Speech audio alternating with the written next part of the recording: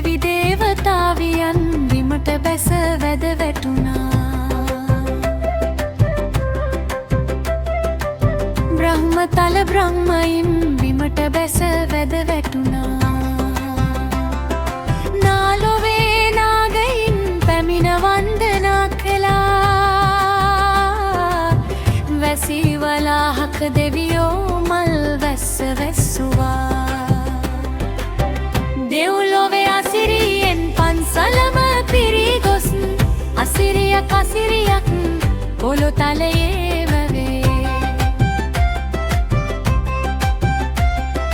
මල් වලින් පිරී ගොස් මල් සුවඳ පැතිරුණා. පහන් ආලෝකයෙන් සක්වලම බැබළුණා. සුවඳ දුම් වලින් ලොව කුල්මත්ම වී ගියා. සාදු සාදු කියා පිට්බිම වැද වැටුණා. දෙව්ලොවේ අසිරියෙන් පන්සලම පිරී ගොස් අසිරියක් අසිරියක් පොළොතලයේම වේ.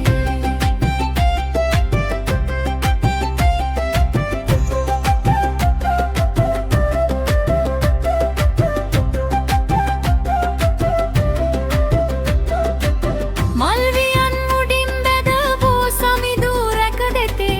බෝ සමිඳු වටපුරා මල් වලින් සැරසිලා. බෝ සමිඳු පාමුලක් නෙළුම් මල් අතුරලා. ආනන්ද බෝ සමිඳු මල් වලින් පුරවලා. සාදු සාදු අපිතු අදිමු ඒ බෝ සමිඳු. දෙව්ලොවේ අසිරියෙන් පන්සලම පිරී ගොස් අසිරියක් අසිරියක් පොළොතලයේම වේ. දාගබේ මුදුනේ සිට මල්දමින් එල්ලිලා. ඉහළ සිට පහළටම මල් පොකුරු ඇත තියා. හතර වට දාගැබේ බුදුරුවන් ඉදිරියේ. මල් වලින් පිරී ගොස් මුළු පෙදෙස එළිය වී. සෑරදුන් මල් ගොඩක් වටපුරා දරාගෙන.